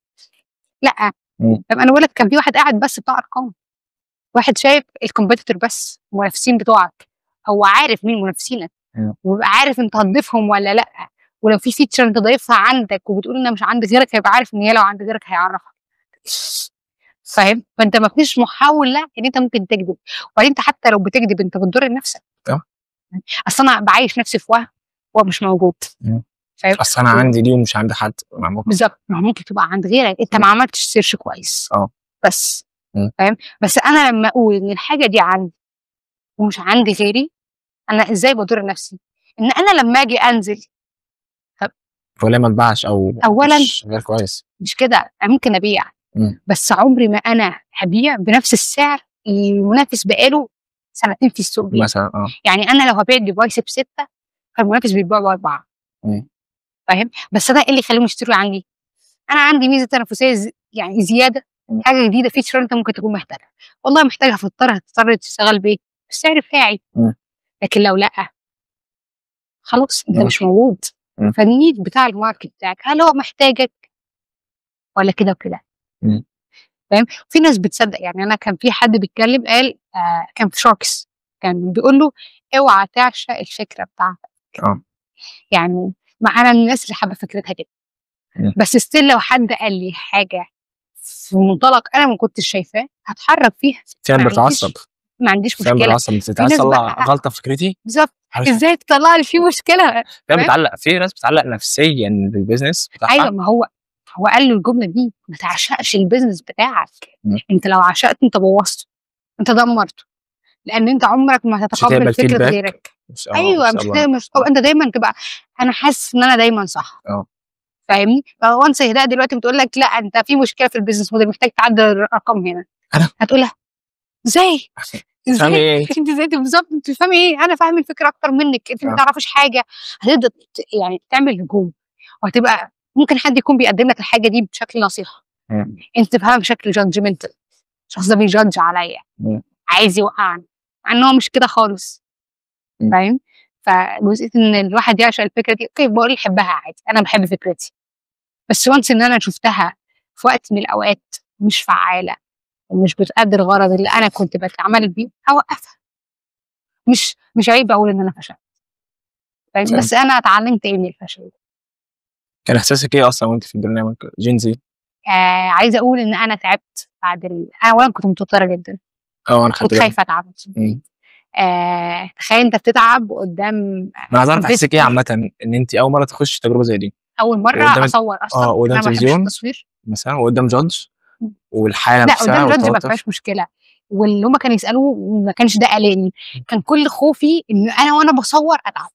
اوكي. فده اللي كان موترني. تتخيل ان التوتر مش جاي ان انت هتقول ايه، جاي ان انا اتعب فابوظ كل حاجه، وابوظ كل حاجه. ده مش مجهود سنه، 3 سنين.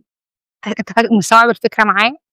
اللي هو انا 3 سنين مجهود، مش مجهودي انا بس، انا معايا التيم بتاعي، فاهم؟ فالتيم بتاعك حطك انت، اوكي الفكره بتاعت اهداء، بس هم ساعدوني.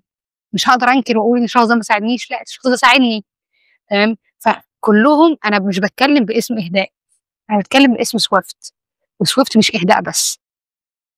فانت جزئيه ان انت تفشل، يعني انا ما كنتش خايفه من فشل ان اهداء هتتضايق، انا خايفه من المسؤوليه اللي مع اهداء، اللي على اهداء من التيم، وخوف ان اهداء تتعب فتبوظ كل حاجه.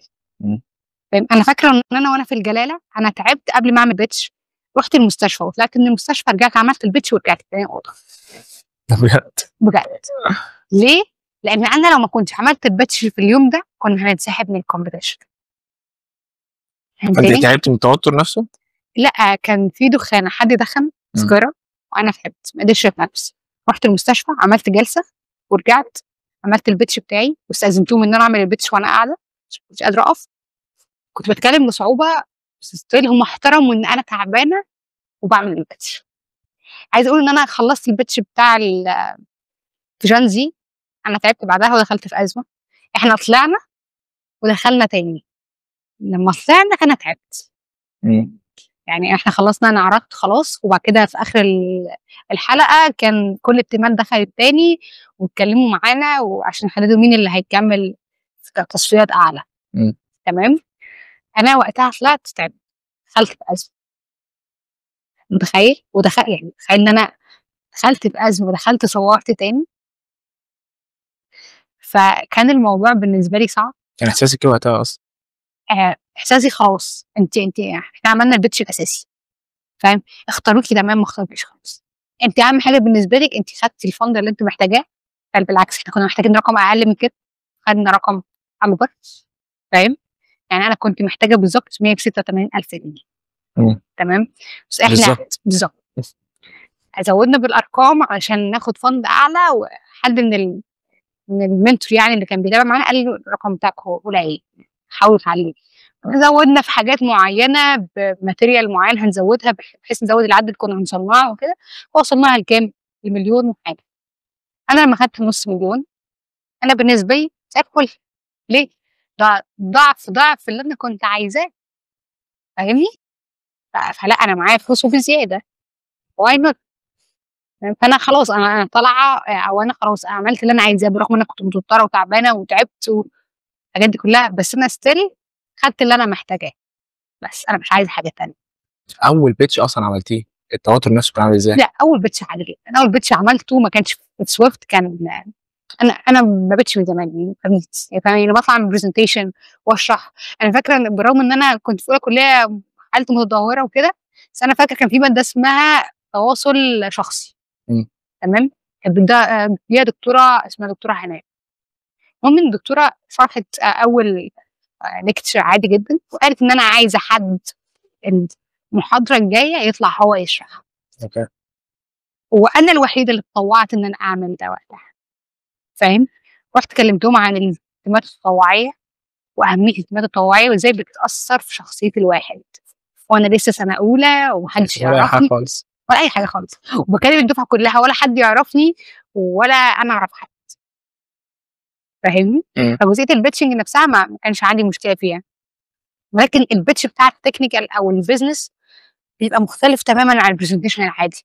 احنا بنبقى مرتبطين بتمبلت معين، انا فاهمني؟ بتكلم الضغط بتاع انك بتصور وانك ممكن بص تعمل جزئيه مشاكل. التصوير يعني احنا دلوقتي بنصور، انا مش مركزه مع الكاميرا، اوكي. مركزه معاك انت.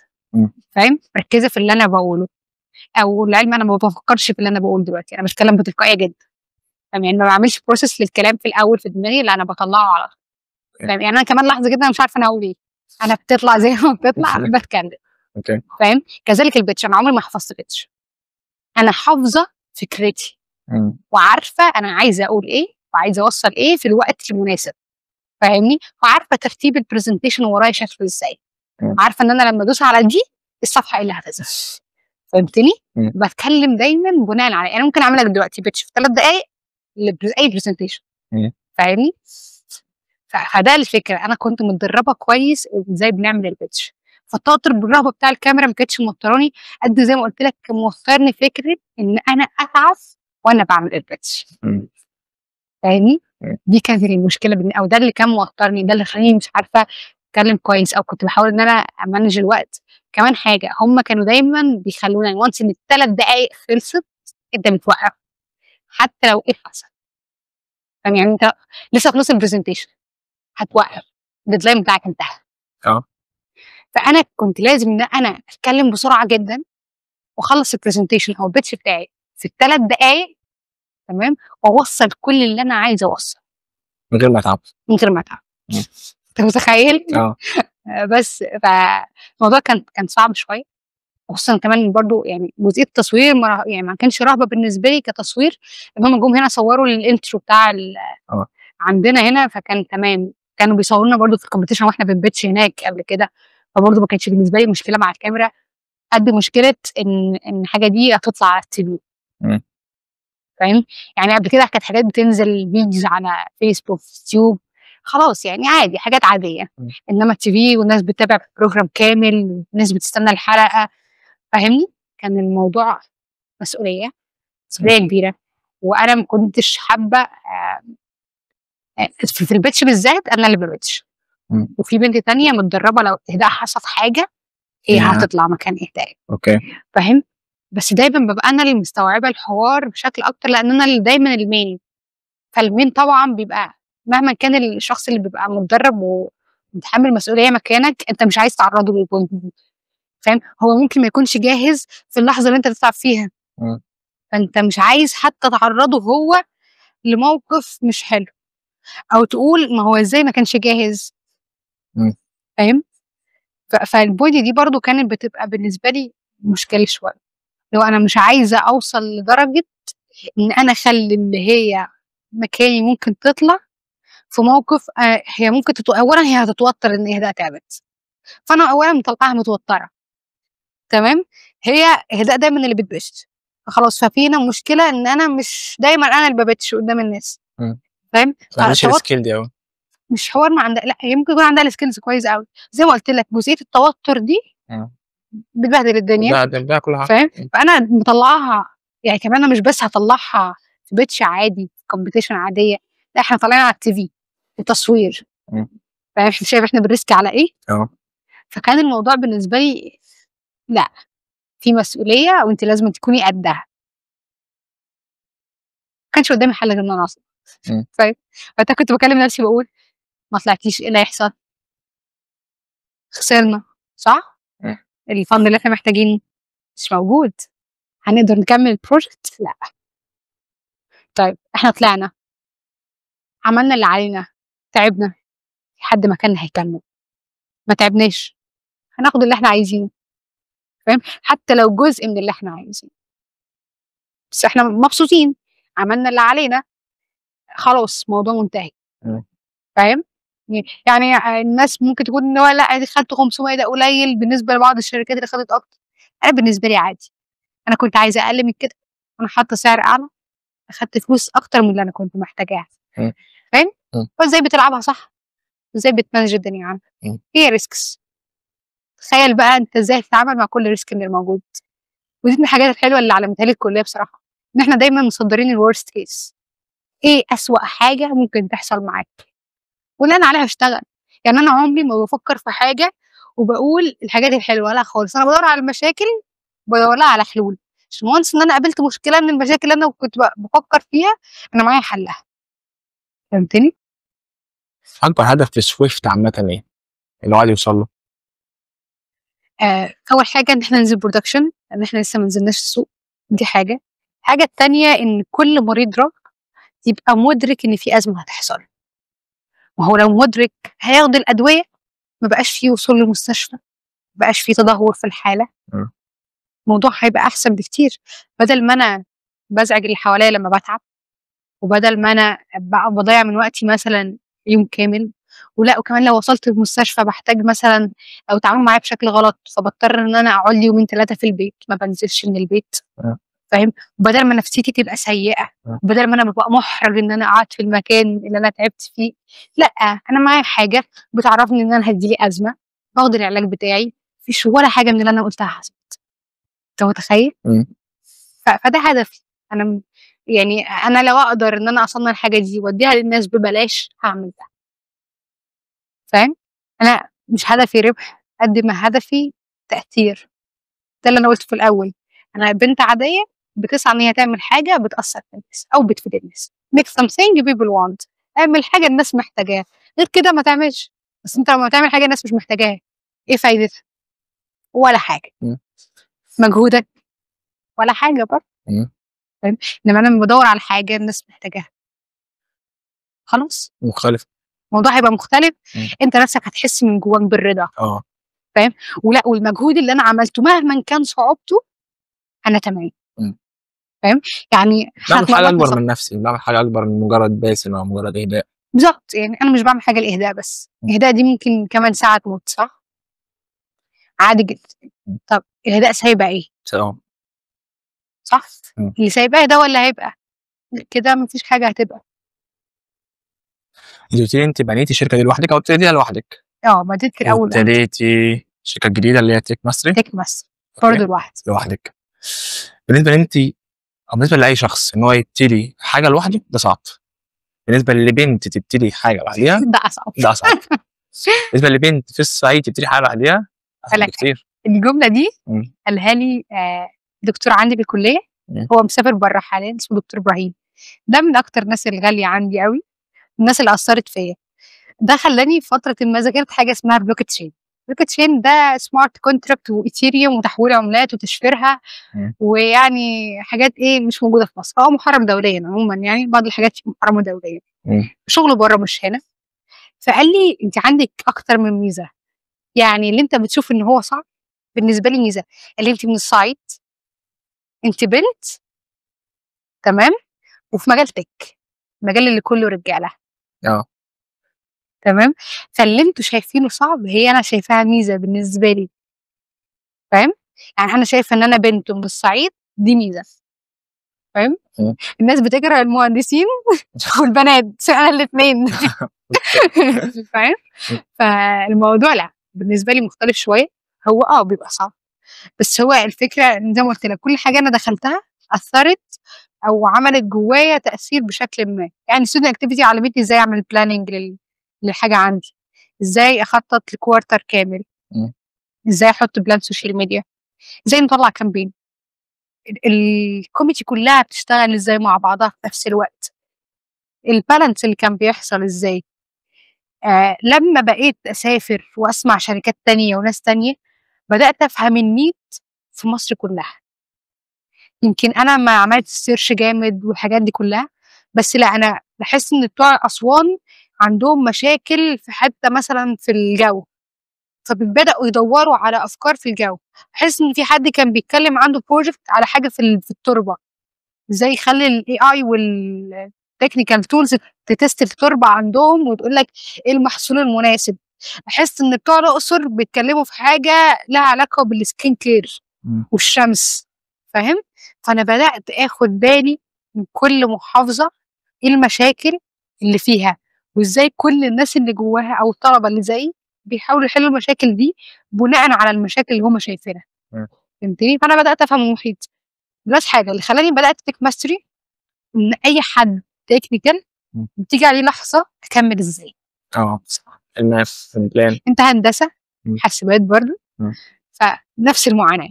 احنا بدانا تراك مش عارفه اكمل ازاي، او باجي عند بوينت معينه وبقف، بتحصل جامد. طيب انا عملت تك ماستري عشان احل المشكله دي، اكمل ازاي؟ انا عندي سيرفيس اسمها منتورشيب. المنتورشيب دي بيبقى معاك حد بشكل يومي، تمام؟ بيبعت لك، يعني مش لازم هو اللي يشرح، ما عادي ممكن يبعت لك فيديوز، يبعت لك التاسك معاه اخر اليوم او حسب الديدلاين اللي محددينه سوا، تبداوا تتابعوا البوينت دي. بيبقى معاك ريبورت بشكل اسبوعي، تعرف الشخص ده ايه البروجرس اللي حصل معاه. بيبقى في سيشن اجباري بشكل اسبوعي مع الشخص ده عشان نشوف ايه الميستيكس اللي حصلت، محتاجين نطور ايه، ازاي نكمل. مم. دي اول حاجه. تاني حاجه يعني هو جزئيه اكبر الكورسات. اكبر هدف لتك ماستري هو انه يحط بلان للشخص. مش بلان قد ما انت، احنا مش يعني مش عايزه اقول لك باقي السيرفيس عشان تفهم باقي الشركه الكونسيبت بتاعها ايه. الكورسات دايما بشوف لو بدانا بيزكس اي كورس بيقدموه ايه، سي بلس بلس، بايثون، ذاتس ات، الموضوع خلص. يعني هو انا دلوقتي لو جيت اقول ان انا هاخد بيزكس مع شركه ما، هيشرح لي سي بلس بلس، هو هيشرح لي ايه؟ سي بلس بلس بس. لا انا عندي البيزكس. احنا لما درستها في الكليه وخدت الادفانس بيزكس، خدت ايه؟ سوليد برنسبل، زي باترن، كلين كود، اوبجكت اورينتد، داتا ستراكشر، بيزكس بروجرامنج اللي هي اللغه نفسها. تخيل انت بتاخد كل ده باكج واحده في وقت مده شهر ونص لشهرين، عندك 3 سيشن في الاسبوع. فدايما كان اللي هو الحل دايما موجود ايه؟ انا محتاج جايد معايا، منتور يوجهني، يقول لي في مشكله هنا. انا دايما حتى لو انا بتعلم لوحدي وما حصلش معايا جاب، انا دايما بفضل في نفس الليفل، لان انا دايما شايف الحاجه من منظوري، ومنظوري دايما هينحصر في النولج بتاعتي. عكس حد تاني لما يجي يشوف انت كاتبه الكلاس دوت مش كامل كيس، انت هنا مش مسميه البارامتر بتاعك صح. الحاجات دي انا مش هاخد بالي منها، وعمري ما هقنع نفسي انها غلط، لان انا دايما هفكر بنفس اسلوبي، بنفس طريقتي، واشوف ان انا دايما صح. فكان الحل دايما بالنسبه لي ان انا يبقى معايا منتور. انا كده جربتها، استفدت من التجربه، وقلت ليه ده ما يبقاش عندي، ويبقى معايا منتور بشكل يومي. يعني انا حد يجي يحجز معايا كده، انا عايز لمده شهر بشكل يومي منتور يتابع معايا في حاجه في الموبايل اب، انا تراك موبايل، فده يبقى موجود. جزئيه الكورسات دايما بلاقي لو حاجه غير الاي سي اي، بلاقي دايما ان مثلا البيزكس عندهم هي سي بلس بلس بس. طب ما هو البيزكس مش كده. البيزكس عندي مثلا لو هنتكلم في بيزكس بروجرامنج صح، انا المفروض عارف سي بلس بلس، اوبجكت اورينتد بتاعها، داتا ستراكشر، ويا سلام لو دارس كمان الجوريثم معاه هيبقى خطير، ديزاين باتر، كلين كود، سوليد برنسبل. دي كلها اللي تخليني اقول انا فاهم بيزك صح، تمام. فده كان هدفي، ان انا بنفس السعر يمكن اقل، تمام، اخلي حد يشرح الكونتنت ده ويكون عنده القدره ان هو يعمل ده. يعني مش اي حد خلاص هيقول ان انا عندي نولج في البوينت دي يبقى هيقدر يشرحها، ده مش صح. معظم الناس اللي معايا يعني ناس شاطره جدا، مش اي حد وخلاص. جزئيه ان يبقى فيه ريبورت وفي امتحان بشكل اسبوعي، دي حاجه انا شايفه انها فاليو كويسه جدا. انت معاك ريبورت في نهايه التراك بعد ما خلصت او نهايه الكورس ده، تمام، بيقول لك والله انت اول ما جيت انت كان اول امتحان جايب فيه سي 22 من 30، واخر امتحان انت عامل بروجكت وسيستم كامل لمكان. اوكي، في بروجرس، في رحله، شايف التطور، انت نفسك هتتبسط. انت شايف الفيدباك. في الريبورت عندي حاطه حاجه اسمها environment او اللي هي improvement area، المنطقه اللي انت عايز تحسنها من وجهه نظر الانستراكتور. يعني مثلا في جزئيه التيمات، انا دايما بخلي في الكورس ان يبقى في بروجكت، حتى لو هيعملوا حاجه individual يبقى في حاجه تيم. ليه تيم؟ عشان اشوف لو انت اشتغلت بعد كده في شركه هتتعامل ازاي. يعني احس مثلا حد بيعمل برزنتيشن بتاع البروجكت بيقول انا دي غلط، لان انت ما عملتش البرزنتيشن دي لوحدك. لو انت عملت الحاجه دي لوحدك تعالى عرفني ان ما حدش اشتغل معايا، فبالتالي ليك الاحقيه ان انت تقول انا. لكن لما يكون في حد اشتغل معاك، بل بالعكس ممكن الحته اللي انت بتشرحها دي مش انت اللي عاملها اصلا وتقول انا، يبقى هنا في مشكله. لما تسلم الامتحان في وقت متاخر عن ميعادك يبقى هنا في مشكله. الحاجات دي بنبدا نكتبها كنوت في الريبورت. فانتوا مش بأهلك بتدوا كورس من الصفر لحد ما توصل مرحله كل حاجه، بالظبط، مش مجرد بس الكود، مش مجرد اللغه، كل حاجه جواها كل حاجه جوه اللغه غير المنتور. غير المنتورشيب. تمام. وغير كده ده يعني ده كبيزك. عندك بقى التراك نفس الشيء، انت بتاخد كل حاجه للتراك ومقسمها لك ليفل وبسعر ما اعتقدش هتلاقيه في مكان. فاهمني؟ انا بالنسبه لي الوقت ربحه قليل، بس انا بقى فاليو، بوصل للعميل بشكل اسرع، اقدر اخد يعني انا برضه في الكورسات ما باخدش عدد، يعني 10 يكفيني، 10 في كل كورس يكفيني. ليه؟ لان انا عايزه الانستراكتور يبقى عارف اهداء زي ما عارف محمد، زي ما عارف ياسمين، زي ما عارف كذا، فاهمني؟ لازم يكون عارف كل واحد ايه، بحيث لما يجي يكتب الريبورت في الاخر يبقى عارف هو بيعمل ايه. بلس اي كورس موجود في جيت هاب بيتشرح معاه، في لينكد ان وفي السي في. ليه؟ اي بروجرس انت بتعمله لو نزلته على لينكد ان دلوقتي تمام قدام انت بتحصل تطور. بس انا دلوقتي لما اجي يعني مثلا دلوقتي لو في حد بدأ بروجرامينج من سن 15 سنه، احيانا بنفتح لينكد ان بنلاقي ان هو عايز موبايل اب ديفلوبر تمام واكسبيرينس 10 سنين. 10 سنين هعملها ازاي دي؟ اذا كان الفلاتر نفسه طالع من 2017، فاهم؟ ما بقوش اصلا من 10 سنين دي. لا هو عايز واحد 10 سنين قدام. طب دي ازاي بقى؟ اصل ده كان واحد عنده شغف انه يتعلم بروجرامينج من قبل حتى ما يدخل الكليه، بس هو عنده لينكد ان حافظ البروجرس اللي حصل معاه. طب لو انا ما عنديش لينكد ان مثلا، او ما عنديش حاجه بخزن فيها التطور اللي حصل معايا من اول ستيب اخر ستيب، هل هقدر اقول ان انا 10 سنين اكسبيرينس؟ لا خالص. فده اللي دايما اللي بحب ازرعه او اقوله في اي سيشن او اي مكان. لا اي حاجه بتعملها حتى لو بسيطه، هي دلوقتي بسيطه بس قدامها هتبقى حاجه كبيره. بس ان انت بالنسبه لك الحاجه البسيطه اللي هي لسه في البدايه دي انجاز اصلا، يعني ده تطور. انت بتعمل حاجه محدش عملها، حتى لو حد بيعملها ممكن يكون بيعملها مش بنفس اسلوبك. طريقه تفكيرك غير طريقه تفكيري. احنا لو دلوقتي ادينا حد بروبلم سولفنج او ادينا بروبلم معينه قلنا نحلها، انا ممكن احلها بواي، انت تحلها بواي، انت بتحلها بلانجوج وانا بحلها بلانجوج ثانيه مختلفه. كل واحد هنا بيفكر بطريقته، كل واحد لازم يحط البهارات بتاعته او التاتش بتاعه، او ده مختلف. فده كان هدفي في الكورسات، ان انا مش بس بعلمك تكنيكال، انا حتى براقب السوفت سكيلز بتاعتك شكلها ازاي وبساعدك ان انت تطور. تمام. ده كان هدف من الكورسات. وبرده مش اي كونتنت والسلام. زي ما قلت لك البيزكس، انا عرفت الديزاين باترن والسوليد برنسبل دي في اجازه تانية لما اخدت انترن او تدريب مع شركه اورنج. تمام. انا عرفتها من شركه، ما عرفتهاش من مكان. اخدتها ككونتنت في الكليه في سنه ثالثه.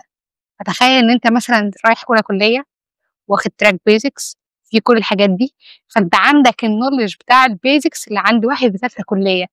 ده شايف انت قصرت المسافه ازاي؟ كنسلت سنتين. فهمتني؟ فده الفرق اللي انا حابه اعمله، اللي هو انت بدل ما بتاخد الحاجه في سكيل كبير، او انا كده هتاخد بنفس السكيل ككونتنت، بالعكس انت تاخد اكتر. الكليه هو بيديك الهيدلاين، مش هيديك بتفاصيل التفاصيل. وحتى لو اديها لك مش هيديها لك بالقدر الكبير اللي انت هتتدرب بيه بره على بروجكت وتجربه على حاجات كبيره وتجربه في تيم. فاهم؟ خصوصا الكليه احنا بنكنسلها. مش هتكلم على ده عشان ده بتحضر كل المحاضرات والسكاشن عشان لو حد من الدكاتره شافني. بتكلم عن الناس اللي ما بتحضرش. يعني انا افتكر السكشن مثلا لو احنا عددنا كبير، لا ممكن نص السكشن غايب او بيحضروا في ميعاد مش ميعاد ومفيش التزام. فاهم؟ وبعد الكليه متفاجئ بقى ان الحاجات دي كانت مهمه. ايه ده؟ الحاجات دي كانت مهمه. طب وبعدين بنرجع بقى نذاكرها. فاهمني؟ انا في مره كنت بدرس سيشن في اي تي اي تبع تيم في الكليه عندنا. انا عمري ما هنسى ان انا ما بقعد في البنش الاول وبقعد اكتب ورا الدكاتره في العيال دي انا منهم. فانا ورا البنش الاول انا ما بشوفش. فكان في كام حد دفعتي هم بيحضروا معايا السيشن. انا اتفاجئت ان هم شايفين الحاجات اللي انا بشرحها ادفانسد مع انهم واخدين نفس الحاجه. فلا الالتزام وان الشخص يبقى عنده وعي ان انا الحاجه دي هتفيدني قدام. فكان هدفي ان احنا نخلي الناس دي عندها وعي واورنس بكل حاجه بتحصل. انا بوريك الشركه بره بيبقى شكلها ازاي. فاهمني؟ مش هخليك بعد ما تقول ان انا ضيعت ال4 سنين كليه، حتى لو انت مش تكنيكال اصلا عايز تعلم تك، فانت بتبدا من الاول، فما عندكش مبرر اللي هو انا بقول انا بتكاسل. فمن الحاجات اللذيذه اللي عندي اللي هو احنا بنتابع بشكل كبير، بمعنى ان حتى السيشن نفسها انت بتشتغل فيها. يعني السيشن مش الانستراكتور يطلع يشرح حيد الشوم وشكرا باي باي، لا خالص. السيشن بتقسم نصين، النص الاول الانستراكتور بيشرح، النص التاني انت بتحل. تمام. ممكن كمان نعملها على 4 مقاطع، هو يشرح تحله، تشرح وتحل. حلو. ده يعني يمكن الطريقه دي خدتها من الاي تي اي، ان دي طريقتهم يعني. انتوا بتدوا فين اصلا؟ احنا بندي فين؟ بس احنا في الاول كنا شغالين اونلاين، احيانا بنبقى محتاجين اوفلاين، فبناخد ورك سبيس، نحجز في اي ورك سبيس كمكان. اوكي.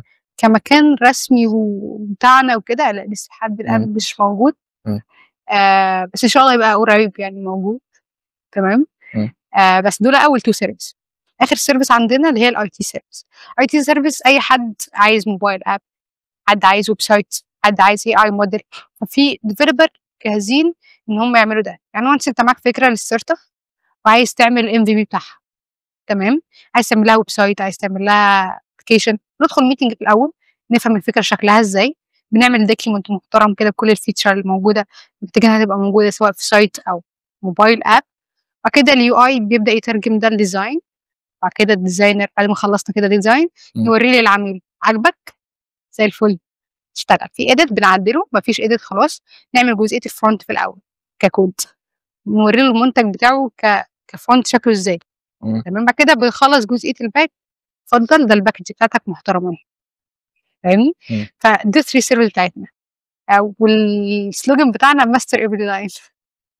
ان اي لاين انت بتكتبه يبقى از ماستر هيرو، يعني انت ده احسن حاجه يعني المفروض تقدم. انت قلت لي انك شاركتي في حاجات طلابيه كتيره صح؟ ايه؟ قلت لي انك شاركتي في حاجات طلابيه كتيره جدا. اوكي. اكتر حاجات استفدتيها من الفتره دي وكنت بريزنت تقريبا في حاجات كتيره فيهم صح كده؟ وكان سنك صغير تقريبا 20 سنه مثلا او صغير. انا بدات التطوع وانا 16 تقريبا. اوكي. انا عندي حاليا 21. يمكن كمان كنت 16، يمكن كمان اقل عشان كنت انا بدات في نهايه اولى ثانوي. فانا متخرجه يعني بقالنا كده تقريبا دخلنا في 6 سنين 7 سنين حاجه زي كده. فلا يعني فرق كتير. اولا السوفت سكيلز ما كانش عندي سوفت سكيلز. جزئيه السيرش انا فاكره ان كنت في الاول لما بكتب كونتنت وكده بحب اسال حاجه، تمام، فكان دايما الدكتور كان بيمانج معايا الحاجه دي، كنت ما اجي اساله على حاجه يقول لي جوجلت. ما دام الجوجل هيرد عليكي باجابه ما تسالينيش.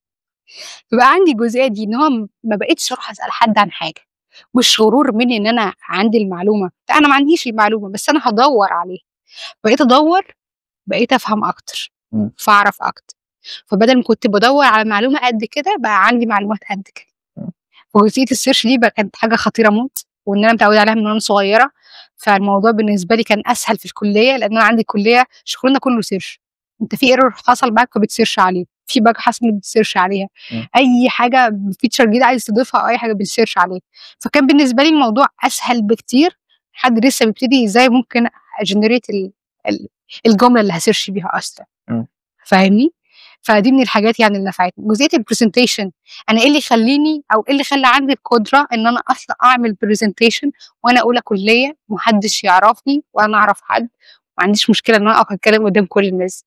ما هو دي ماده تطوعيه، ما هو هي فرقت كتير، هي خلتني بعرف اعمل برزنتيشن اصلا، ان انا جنريت اصلا البرزنتيشن كتمبلت، ان انا اتكلم اصلا، ان انا ابقى عارفه هقول ايه في الوقت ايه، ازاي اعمل اكتيفيتي جوه السيشن بتاعتي، ازاي ما اخليش الجو كئيب ورخم، لا ازاي اصلا اتعرف على حد جديد، فاهم. يعني انا ممكن تحطني في اي مكان عادي، ممكن اطلع متعرف على كل الناس اللي موجوده. فاهم، احنا مش هنبقى صحاب بس عرفتهم، فهمتني. فلا الموضوع بيفرق كتير. فرق ان انا عندي نتورك رهيبه في كل الاماكن، انا اعرف ناس بره مصر، فاهم. ان في تيمات واحنا في ثانويه عامه كان في ناس من السعوديه والاردن واماكن تانية وموجوده معانا عادي واحنا بنتعامل معاهم. فانت عندك سكيل كبير من الناس، بقى عندك محيط كبير، ما بقاش تفكيرك اللي هو طب وهندسه. الصراحه كان اغلبيه الناس كلهم ستيم وانا الوحيده الحكومي تقريبا. هم بيتعاملوا كل شويه على بروجكت وفي بانر هنعمله. كنت اول مره اسمع يعني ايه بانر، فاهم؟ مم. يعني ايه جرافيك ديزاين؟ فبدات الف على كل كوميدي شويه ماركتنج، شويه كونتنت، شويه جرافيك، شويه اتش ار. مم. ما بيحبونيش كاتش ار، بس شويه اتش ار. شويه بي ار. جربت كل حاجه خدت منها حاجه. يعني جزئيه البي ار دي برضه بتساعد جدا في السيرش، مش بس ان انت بتكتب كونتنت. السيرش ان انا بوصل لسبيكر، ازاي اتكلم مع حد ولا عمري يعرفني ولا انا اعرفه، وازاي اقنعه ان هو يجي لي ايفنت وانا ما اعرفش، مم. وازاي اقنعه بان انا حد كويس اصلا. مم. فاهمني؟ فدي مهارات كتيره جدا، يعني هي اثرت بشكل كبير صراحه يعني. وهي يمكن هي البدايه، يعني لو هنقول الستارت منين عند اهداء، ولكن التطوع مم. فرق كتير. لو رحلتك خلصت النهارده، مم. اكتر حاجه هتكوني فخوره انك عملتيها في كل الرحله ديت ايه هي؟ ان انا اهداء، يعني ان انا بكمل، ان انا بسعى. انا مش هقول بوينت معينه انا وصلت لها واقول ان انا مبسوطه ان انا عملت الحاجه دي، لان ده مش الليميت بتاعي. فاهمني؟ انت ما دام لسه بتطير او لسه عايش، فانت تقدر تعمل اكتر من كده. فكون انا مبسوطه باهداء، عشان اهداء ما بتبطلش محاوله، حتى لو حصل جاب، حتى لو تعبت، حتى لو ايه حصل، هي عندها هدف عايز توصل. بس كده.